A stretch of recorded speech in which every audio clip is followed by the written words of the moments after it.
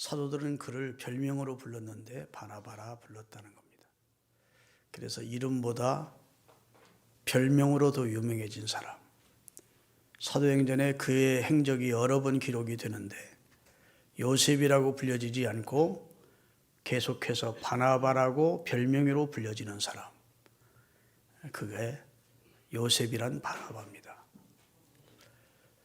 이 사람은 초대교회의 교인이었는데 사도도 아니었고, 그다음에 초대교회에 세워진 7 집사 중에 드는 사람도 아니었고, 일반 평신도였는데 나중에 안디옥 교회에 가서 목회자가 되어 목회를 성공적으로 하고, 또 최초의 선교사로 바울과 함께 세계 선교에 헌신한 인물로 성경에 기록이 되어 있어요.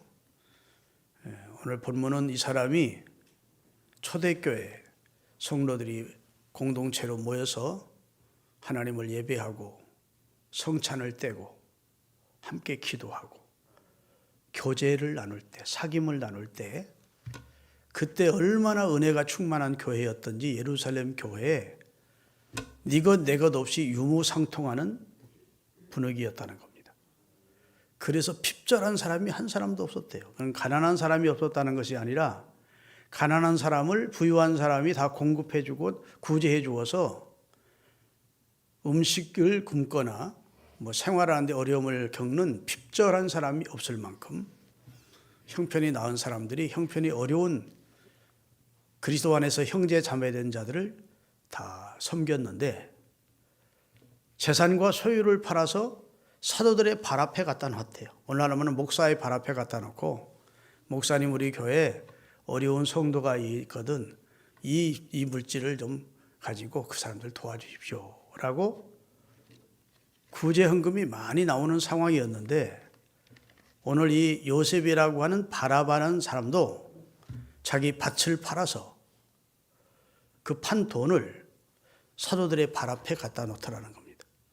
그 말은 이제 내 거 아니고 하나님 앞에 드리오니 사용권과 소유권을 사도님이 가지시고 이걸 가지고 성도들, 어려운 성도들을 도와주세요 라고 사도들의 발 앞에 갖다 놓은 대표적인 인물이 요셉이라는 바나바였다는 겁니다. 할렐루야. 마음이 큰 사람입니다. 인색하지 않고 하나님께로부터 받은 은혜를 내가 어떻게 하나님 사랑하고 우리 교회 성도들을 사랑하고 형제와 이웃을 사랑할까 하는 마음 가지고 도와주었다는 것이죠. 교회는 사랑이 넘치는 교회가 최고 좋은 교회입니다. 사랑이 넘치는 목사가 최고 좋은 목사입니다. 그 다음에 한국교회 교인들한테 앙케이도 조사를 했더니 어떤 목사님을 가장 존경하는? 사랑 많은 목사. 1번이요. 그 다음에 설교 잘하는 목사. 설교를 알아듣게 해야지 하루 종일 강단에 서서 설교해도 무슨 소리인지 못 알아들으면 또 안 되잖아. 이게 말씀 사역자니까. 2번째가 설교 잘하는 목사들이에요. 우리가 생각할 때는 설교 잘하는 목사가 첫 번째 같은 것 같지만 한국교회 성도들은 사랑이 많은 진실한 목사를 원하고, 2번째 설교 잘하는 목사를 원하고. 교회도 사랑이 많은 교회가 좋은 교회입니다. 서로 분당을 가르고 서로 갈등하고 그거 좋은 교회 아닙니다.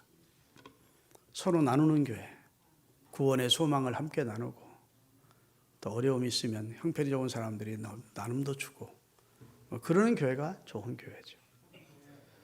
우리 교회가요, 수요일은 우리 이정순 권사님이나 오늘 코로나 때문에 못 나오셨는데 최영자 집사님 또 몇몇 집사님들이 와서 반찬을 만들어요. 그래가지고 우리 교회 혼자 사시는 남자분도 있고 혼자 사시는 여자분들도 있고 또 부부가 살지만 굉장히 어려운 분들이 있어요. 그분들한테 이제 수요일 날 반찬을 다 배달해 드리는데, 우리 전우사님이 운전을 하고 우리 집사람이 그 음식을 가지고 배달하는 역할을 한대요. 집사람이 다녀와서 하는 얘기가, 우리 성도들 중에 너무 어려운 분이 많아요.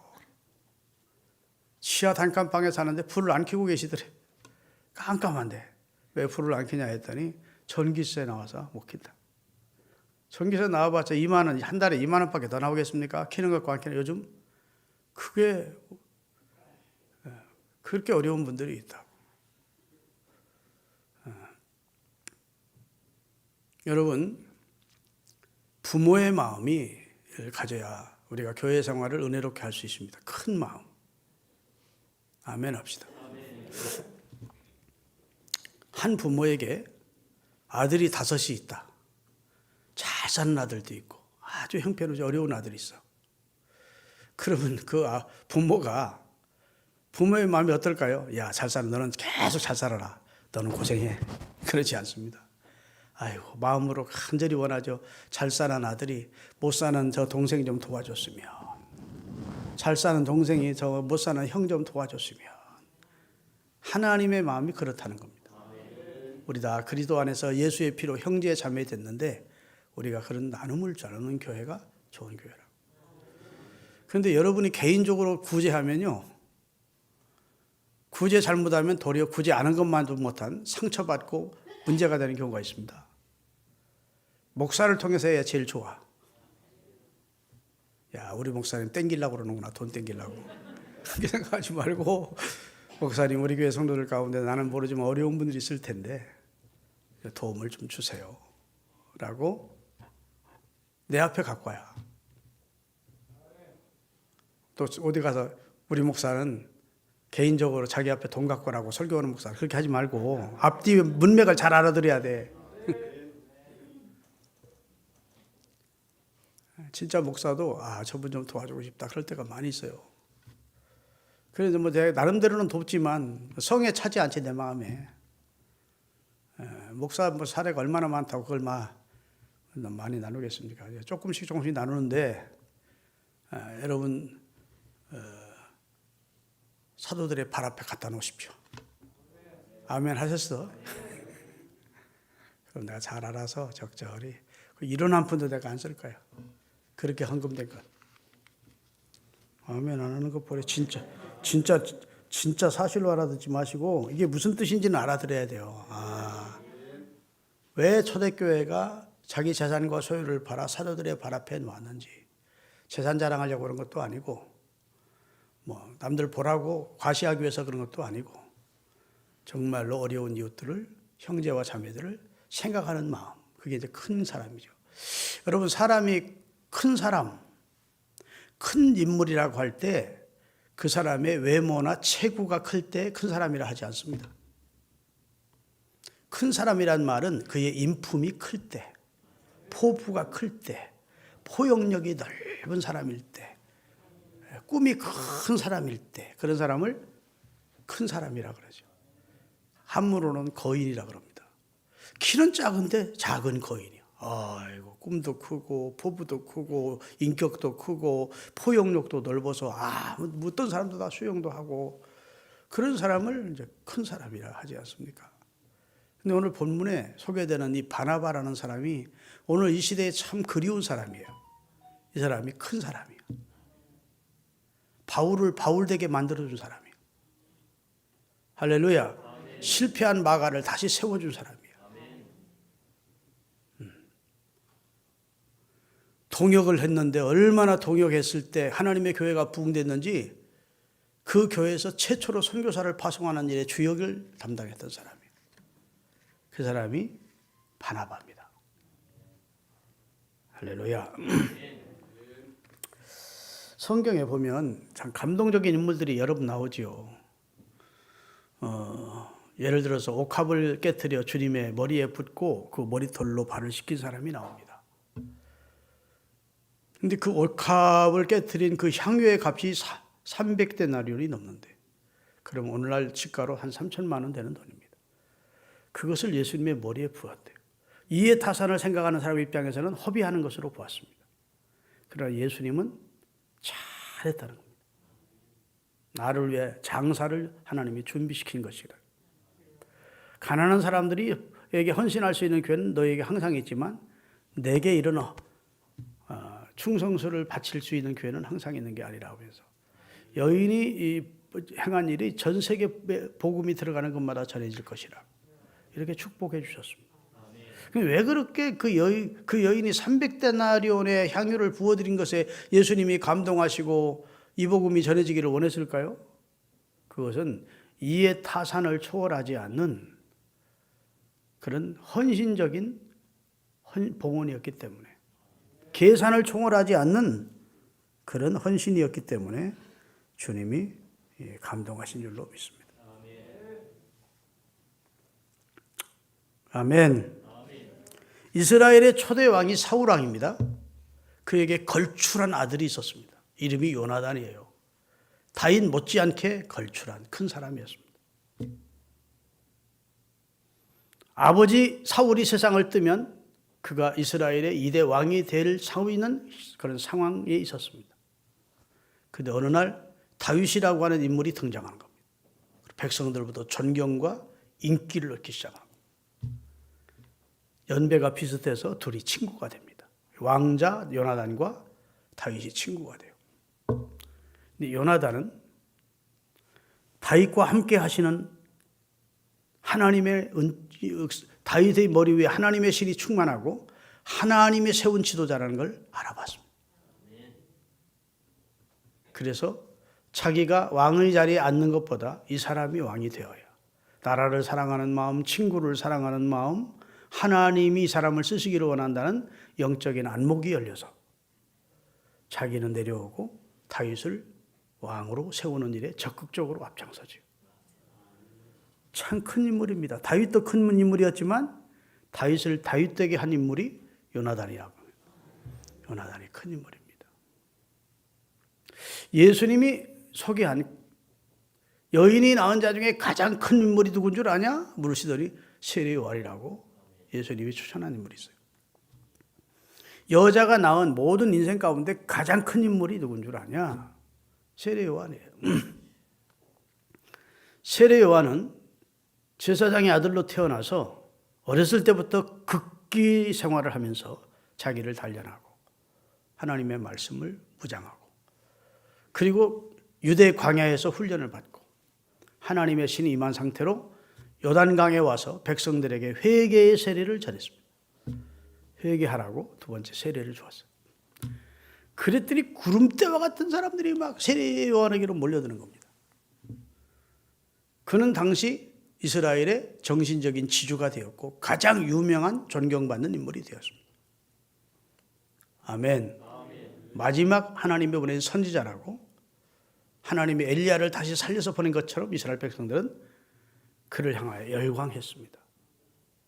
그런데 예수님이 딱 등장하자 그에게 모였던 무리들이 다 예수님께로 몰려가는 겁니다. 세례 요한의 제자였던 안드레조차도 예수님의 제자가 되겠다고 예수님께로 가는 겁니다. 눈을 뜨시고 저를 보세요. 그러니까 세례 요한의 제자들이 속이 상한 겁니다. 선생님에게 몰려드는 자들이 다 예수라는 자에게 몰려갑니다. 선생님의 제자였던 아무개도 그쪽으로 갔습니다. 다시 말해서 선생님은 질투도 안 나십니까? 그 말이에요. 그랬더니 예수님이 뭐라 한 줄 아세요? 따라합시다. 그는 흥하셔야 되겠고 나는 쇠하여야 되리라. 나는 점점 역할이 작아지게 돼 있고 그분은 점점 흥하셔야 돼요. 그분은 주인공이고 나는 들러리야. 나는 그분을 앞서서 소개하려고 온 하나의 나팔에 지나지 않는다. 광야의 소리에 지나지 않아. 나는 그분과 비교하면 그분의 신들매 풀기도 감당할 수 없어. 그분은 빛으로 이 세상에 오신 분이시다. 내가 물로 세례를 주는 건 아무것도 아니야. 그분은 불과 성령으로 세례를 주시는 분이야. 얼마나 큰 인물입니까? 자기에게로 몰려오던 자들이 다 예수님께로 가면 사람인지라 마음 상하지 않을 수 없을 텐데 세례 요한은 하나님의 뜻이 이루어진 것만 바라봤어요. 하나님의 영광이 먼저고 하나님의 뜻이 이루어지는 것이 먼저예요.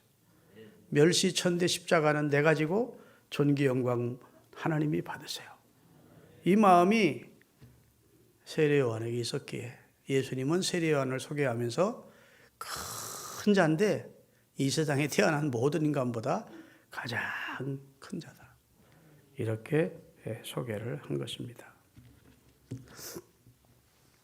여러분, TV는 사랑을 싣고 뭐 그런 프로가 있었어요. 지금도 있는지 모르겠어요. 또 기독교 방송인 새롭게 하소서라는 프로가 있는데 거기에 가면 많은 사람들이 이제 초대를 받아가지고 새롭게 하소서의 사회진과 이야기를 합니다. 그러면 자기가 이제 은혜 받은 얘기, 과거에 어떻게 살았고 지금 은혜 받고 그다음에 지금 어떤 사역을 하고 있는지를 이야기합니다. 여러분, 기독교의 최고 훌륭한 인물을 하나 꼽으라면 바울입니다.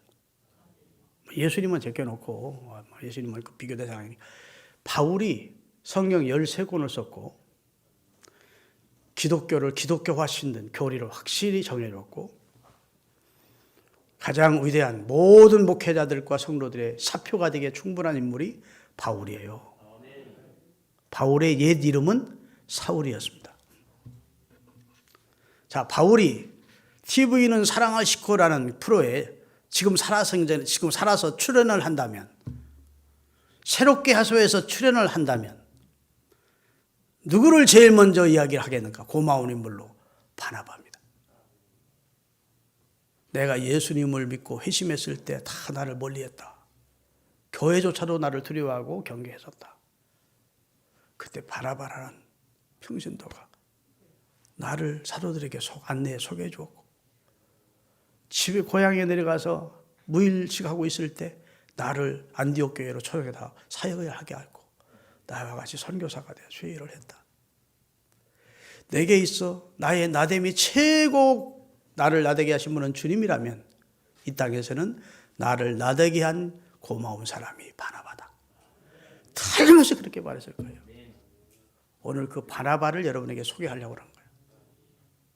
이 사람은 재산을 밭을 팔아서 어려운 교인들을 생각하고 사도들의 발 앞에 놓는 일, 그리고 교인들을 만나든지 주변 사람들을 만나든지 실족해 있는 사람들, 연약해 있는 사람들을 얼마나 잘 격려하고 위로를 했던지 이름이 별명이 바나바, 격려의 아들, 위로의 아들이라는 뜻을 가졌대요. 위로자라는 사람, 넘어진 사람 이렇게 세워서 격려해 주는 사람, 이런 일로 주를 위해 헌신한 사람이 바나바라요. 할렐루야. 여러분, 지금 우리 사회가 너무도 타산적이고 이기적이어서 참 살벌한 세상입니다. 서로 이렇게 대치하고 극을 달리고 있어요. 출신 지역에 따라 서로 대치하고 좌우 이념을 따라 서로 대치하고, 사실 내란 상태라고 봐도 됩니다. 우리나라 서로 증오하고 미워하고 적대시하고 정죄하고, 이게 이제 도를 넘었어요. 법 때문에 서로 해하지는 못하지만 법만 없고 칼총을 주면 상대편 다 쏴주고 싶은 마음을 가지고 지금 대립하고 있는 상황이 우리나라의 지금 상황입니다. 이 시대에 진짜 바나바 같은 사람이 필요한 거예요. 다 포용할 수 있는 사람. 우리 함께 가자. 함께 주를 위해 일하자. 아멘. 함께 주님 뜻을 이루어가자. 이러면서 격려하고 세워주고 넘어진 사람 일으켜주고, 이런 사람이 얼마나 귀합니까? 돈 있고 명예 있고 권력 있는 사람이 귀한 게 아니에요. 여러분, 권력 가진 푸틴 보세요. 푸틴 그거 체포해다가 세계 전범 법정에 세워놓고 바늘로 콕콕콕 쑤셔서 죽여야 돼요. 응? 그게 자기하고 무슨 이해타산이 있다고 한 나라에 침략해 들어가서 그 수많은 사람 살상하고, 자기 나라 젊은이들 18살, 19살, 20살짜리가 지금 15,000원 죽고 다친 사람까지 합하면 3만 명 넘게. 야, 그러고도 TV에 나와서 거짓말로 얘기하는 걸 보면, 야, 인간이 저리 약할 수가 있나 싶어요. 이런 세상에서 우리 하나님을 생각하고 하나님의 뜻을 생각하고 사람이 소중하다는 걸 생각하고 사람을 키워가는 그런 성도가 되어야 돼요. 제가 목회하면서 보니까요, 믿음은 좋고 덕이 안 된 사람이, 믿음은 좋지, 하나님과의 관계가 너무 친밀하고 기도 생활도 잘하고 헌금 생활도 잘해. 그런데 이 덕을 세우지를 또 못해. 주변 사람들하고는 관계가 안 좋아. 그래서 상처받기도 하고 상처 주기도 하고 그렇게 살아요. 그래서 베드로 후서 1장 5절에 보면 형제들아 너희가 믿음의 덕을 세우래. 그런데 오늘 본문의 주인공이 믿음만 있는 게 아니라 덕 있는 사람이라. 주변 사람을 격려하고 세워주고 위로하고 붙들어주고 하는 덕으로 충만한 사람이었다는 거예요. 여러분 믿음도 가지시되 하나님 주시는 은혜 안에서 덕도 가지시기를 예수님의 이름으로 축원합니다. 사도행전 9장 1, 2절을 띄우겠습니다. 사도행전 9장 1, 2절. 오늘은요, 저 미디어부, 2부 미디어부가 다 코로나 걸리고 뭐 그래가지고 청년들이 못 왔어. 그래, 우리 최송규 피택 장로님이 지금 급히 올라가가지고 하기 때문에 좀 띄우는 게 조금 늦기도 하고 그래. 이해를 해 주셔야 돼요. 우리 최송규 집사님 위해서 박수 한번.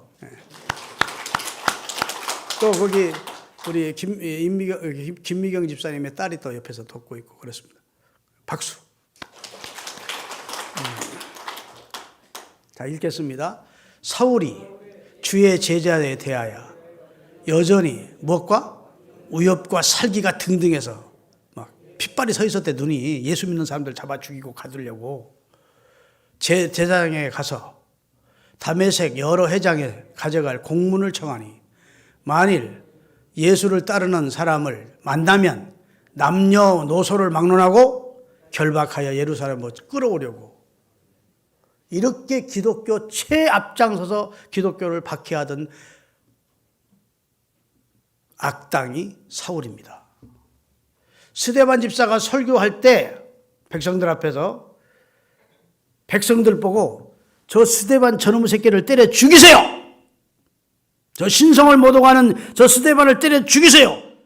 저 사람을 죽인 그 책임은 내가 지겠습니다. 그렇게 사울이 말했대요. 그래서 사람들이 너 정말 책임져야 돼? 그리고 그 앞에 옷을 벗어놓고 사람들이 돌을 던져가지고 스데반 집사를 때려 죽이게 한 장본인이 사울이에요. 나중에 이름이 바울로 바뀌어져. 얼마나 그가 극렬 기독교 박해자였는지를 알 수 있잖아요. 아멘. 사도행전 9장에 보면 그날도 살기 등등해서 예수 믿는 사람 잡으러 체포하러 다메섹이라는 곳을 가다가 다메섹에서 주님의 빛을 받는 겁니다. 강력한 빛이 그에게 임하면서 사울아 사울아 네가 어찌하여 나를 핍박하느냐는 주님의 음성을 듣지요. 그가 엎드려졌습니다. 눈이 멀었어요. 그 순간에 주여 누구십니까? 했더니 나는 네가 핍박하는 예수다. 예수님이 죽고 장사 지냈는데 제자들이 예수 시체를 훔쳐다 놓고 부활했다고 거짓말하는 줄 알았는데 진짜 예수가 살아서 자기 앞에 나타난 거예요. 네가 다메섹으로 들어가라. 네 할 일을 가르칠 자를 내가 보내리라 해서 사람들의 부축을 받아 눈이 멀어가지고 다메섹으로 들어갔어요. 뒤통수를 홍두깨로 맞은 것처럼 충격을 받았을 겁니다. 사울은 야 예수라는 분이 진짜 부활했구나. 주님이 성령을 시켜서 아나니아라고 하는 당시 사도행전 5장에 나온 아나니아 말고 다른 이 동명인 아나니아라는 사람에게 아나니아야 집가라는 곳으로 가라. 그곳에 사울이라는 자가 우거하고 있다. 가서 기도해줘. 아유 사울은 우리 예수 믿는 사람 잡아 죽이는데 앞장서는 사람인데요. 저는 못 갑니다. 아니야. 그는 내가 택한 그릇이야. 사도행전 9장 15절 띄우겠습니다. 사도행전 9장 15절 주께서 아나니아에게 이르시되 가라. 이 사울이라는 사람은 예수의 이름을 위하여 이방인과 임금들과 이스라엘 자손들에게 전하기 위해서 내가 택한 그릇이야. 아멘. 과거에는 나를 믿는 사람 미워하고 죽이는데 선봉에 섰지만 내가 택한 사람이야. 이제는 이방인들과 선교사로 전해 그 다음에 임금들과 백성들 앞에 나를 전할 내 그릇이야. 그래서 아나니아가 말씀에 순종해 가서 기도를 해주었더니 사울의 손에 눈에서 비늘 같은 것이 떨어지면서 다시 보게 된 겁니다. 그때부터 성경 공부하면서 예수님이 구약 성경에 예언했던 메시아요 하나님의 아들이구나. 우리 죄를 위하여 십자가에 달려 죽으셨고 부활하셨구나. 기독교가 생명의 복음이구나. 이렇게 알게 된 거예요. 그래서 다메섹에부터 복음을 전했더니 유대교인들이 배신자라고 사울을 죽이려고 했다는 거예요. 근데 유대인들만 배신자라고 자기를 죽이려고 한 것이 아니라 기독교인들조차 사울을 만나기를 거부했대요. 경계했대요. 두려워했대요. 믿지 않았대요. 예수 그리스도를 믿고 회심했다는 사실을 믿지 않고 다 사울을 경계하고 멀리했대요. 그때 나타난 인물이 바나바입니다. 자, 우리 함께 읽겠습니다. 사도행전 9장 26절 27절. 사울이 예루살렘에 가서 예수님의 제자들을 사귀고자 하나 사도들이 다 두려워하여 그가 그리스도인 됨을 믿지 아니하니 바나바가 데리고 사도들에게 가서 그가 다메섹 길에서 어떻게 예수님을 만난 보았는지와 주께서 그에게 어떻게 말씀하신 일과 다메섹에서 그가 어떻게 예수의 이름으로 담대히 예수를 전하는 일을 했는지를 가서 사도들에게 전해 주었대. 이 사람 믿을만 합니다. 이 사람은 확실히 변화됐습니다. 이 사람은 확실히 기독교인이 됐습니다. 아멘. 이 사람은 예수님을 만났습니다. 이 사람은 성령으로 새로워졌습니다. 이 사람의 신원은 내가 보장합니다. 이 사람 두려워할 거 없습니다. 앞으로 하나님을 일을 위해서 세운 하나님의 큰 그릇으로 쓰임받을 사람입니다. 그래서 바울의 회심을 믿지 않고 경계하며 가까이 하지 않던 모든 예루살렘 교인들에게 바울이 어떤 인물인지를 추천해서 예루살렘 교회에서 신앙생활을 시작할 수 있도록 도와줬대요. 누가? 바나바가. 야, 귀한 인물이죠? 네. 사람을 세워주는 사람이었어요. 그 다음에 바울이 자기 고향 다소로 가서 잠시 머물고 있을 때 예루살렘 교회가 안디옥이라는 이방 지역에 터키 지역 안디옥에 교회가 세워졌다는 소식을 들었습니다. 예루살렘 교회에서 모였던 그 5,000명, 3,000명 모였던 분들 가운데 성령 받고 은혜 충만 받은 사람들이 예루살렘 교회가 핍박을 받자 자기 고향으로 돌아간 것이죠. 자기들이 그곳에서 같이 교회를 세운 겁니다. 그래서 최초로 이방에 세워진 교회가 안디옥 교회예요. 그 안디옥 교회가 얼마나 부흥됐던지 바나바라는 이 사람을 그 교회 목회자로 예루살렘 교회가 파송한 얘기가 성경에 기록되어 있어요. 자, 사도행전 11장 22절에서 24절까지. 예루살렘 교회가 안디옥 교회가 얼마나 부흥한다는 소문을 듣고 바나바를 안디옥까지 보내니 그가 이르러 하나님의 은혜를 보고 하나님이 어떻게 역사하시는지를 눈으로 볼 수 있는 영적 안목이 있었어요. 그 다음에 기뻐하여 모든 사람에게 굳은 마음으로 주와 함께 머물러 있으라 구하나니 바나바는 어떤 사람이요? 착한 사람이요. 두 번째 성령과 믿음이 충만한 사람이라. 이에 큰 무리가 주께로 돌아더라. 여러분 목사님이 오셨는데 착하지, 성령 충만하지, 믿음 충만하지, 격려 잘하지. 할렐루야. 헌신적인 사람이지. 그러니 교인들이 모여들지 않을 수 있습니까? 엄청나게 모여든 겁니다. 그러니 바나바가 이 사람들을 다 목회할 수가 없는 거예요. 한 사람의 능력은 한계가 있지 않습니까? 그래서 바나바가 고향에 가 있는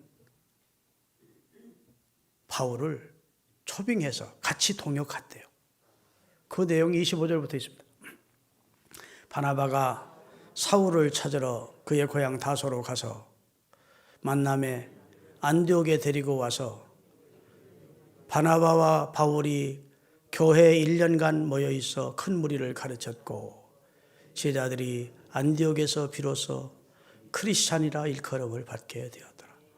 크리스찬 이름이, 그리스도인이라는 이름이 예루살렘 교회부터 시작된 게 아니고 안디옥 교회부터 불신자들이 저 사람들은 그리스도에게 속한 사람, 크리스찬들 이라고 처음 불려지게 됐대요. 그렇게 목회를 한 사람이 바나바와 바울입니다. 근데 바나바가 바울의 인물됨을 알아보고 그가 얼마나 능력 있고 얼마나 가르치기를 잘하고 얼마나 성령 충만한지를 알아봤고 그를 시골 다소에 머물게 할 수가 없고 같은 목회자로 초빙해서 같이 사역했대요. 바울이 목회를 더 잘했겠습니까? 바나바가 더 잘했겠습니까? 영역 있고 공부 많이 하고 실력 있고 뭐 이런 바울이 더 목회를 잘하죠. 영향력이 더 커졌죠. 그래서 사도행전 13장 전반부를 보면 바나바와 바울이 이렇게 나와요. 바나바 이름이 먼저 나오고 사울 이름이 나중에 나와. 그런데 43절서부터 46절서부터는 바울과 바나바라고. 먼저 누가 호칭이 돼요? 바울이 호칭이 되고 다음에 바나바가 호칭됩니다. 그것은 이제 교회의 영향력이 바울이 더 커졌다는 겁니다. 그러면 보통 사람, 옹졸한 사람 같으면 기분 나쁠 거예요. 내가 이 교회 수석 목사인데 뭐 이러면서 안 좋아하시는데 그렇지 않았다는 겁니다. 아멘. 오직 하나님의 일만 생각했다. 하나님의 영광만, 누구를 통해서라도 하나님의 영광이 많이 넘어되고 교회가 부흥되는 것만 생각했다는 거예요. 그러니 큰 사람인 겁니다. 옹졸한 사람이 아닌 것이죠. 할렐루야. 그런데요, 저들이 모여서 예배하고 기도할 때 성령이 안디옥 교회에 명령하기를 두 사람을 선교사로 파송해라 한 거예요. 우리 교회가 김건영 목사님을 선교사로 파송했는데 성령께서 나에게 김철중 목사야, 김건영 목사를 선교사로 파송해라 그렇게 말해서 내가 선교사로 파송한 거 아니야. 나는 그렇게 신령하지는 못해요. 근데 마침 하나님의 경륜이 우리 김건영 선교사님이 태국에서 우리나라에 와서 일하고 있는 태국 근로자들에게 태국말을 배워가지고 주일날 예배 드리고 우리 한국교회에서 예배 드리고 나면 오후에 태국 근로자들을 모여놓고 전도를 하고 성경 가르치고 있었어. 하나님이 강력하게 내 마음에 선교사로 파송하면 되겠다. 그래서 태국 가서 태국어 완전하게 공부하도록 교회가 배려했고 선교사로 파송해서 지금 16년째 선교하고 있지 않습니까? 하여튼 안디옥 교회도 자, 그 내용을 읽겠습니다. 사도행전 13장 2절 3절 주를 섬겨 금식할 때 성령이 이르되 내가 불러 시키는 일을 위하여 바나바와 사울을 따로 세우라 하시니 기도하고 두 사람에게 안수하여 선교사로 보내니라. 그 다음에 쭉 내려가면 46절 여기서는 바울이 이름이 먼저 기록돼요. 바울과 바나바가 다음 데에 말하여 이르되 하나님의 말씀을 마땅히 먼저 너희에게 전할 것이로되 너희가 그것을 버리고 영생을 얻기에 합당하지 않은 자로 자처하기로 우리가 이방인이라 하겠다고 이방 선교를 시작하게 된 배경입니다. 여하튼 두 사람이 동역 선교를 한 거예요. 선교사로 같이 나갔어. 하나님이 초대교회 어떻게 역사하셨는지를 제가 지금 우리 교회 설립 기념 주일부터 사도행전을 공부를 하는 겁니다. 우리 교회도 사도행전 교회 같은 교회가 됐으면 좋겠고 우리 교회도 바나바 같은 교인들이 많이 있었으면 좋겠고 그런 마음에서 할렐루야. 그래서 선교를 열심히 하고 돌아왔습니다. 근데 선교 와서 돌아올 때 선교사로 나가서 활동할 때 데리고 간 젊은이들이 있었는데 그 가운데 하나가 마가입니다. 마가복음을 쓴 마가. 마가가 예루살렘 큰 부잣집의 귀동자였어요. 아들이어서. 다락방에 120명이 들어갈 수 있는 정도로 큰 집을 가졌었으니까 그 아버지 어머니가. 그러니까 마가가 고생을 해봤겠어요? 안 해봤겠어요? 고생 안 해봤지. 그런데 선교가 나가니까 고생이 돼야 안 돼요. 낯설고 물서는 데 가서 예수라는 예자도 모르는 사람들에게 예수를 전하니까 거기 그냥 얼마나 많은 핍박이 심한지 너무너무 고생이 되고 힘이 드니까 아이고 나는 집으로 가겠습니다 하고 집으로 와버렸어. 이제 바울과 실라도 자기 안디옥 교회 보고하러 일정 기간 보고하라고 다시 귀국을 했어요. 그리고 다시 우리가 선교하러 또 나가자 하고 2차 선교를 나가는데 그 내용이 사도행전 15장 36절부터 그 배경이 나옵니다. 며칠 후에 바울이 바나바더러 말하되 우리가 주의 말씀을 전한 각석으로 다시 가서 복음 전한 사람 받은 사람들이 어떻게 하는 신앙생활하고 있는지 방문하자 하고 바나바는 마가라 하는 요한도 데리고 가자 하나. 바울은 밤빌리아에서 자기를 떠나 함께 일하지 가지 아니한 자, 실패자, 나는 이거 고생스러워 선교 안 하겠습니다 하고 뒤돌아온 그 나약한 사람을 데리고 가는 것은 옳지 않다. 마가라는 사람을 데리고 가자 하는 사람은 한 사람은 데리고 가지 말자. 그렇게 심약한 사람 데리고 갔다가 또다시 선교하다가 나는 힘들어 못하겠습니다 돌아가면 나머지 선교사들까지 힘 빠지는 건 아니겠냐.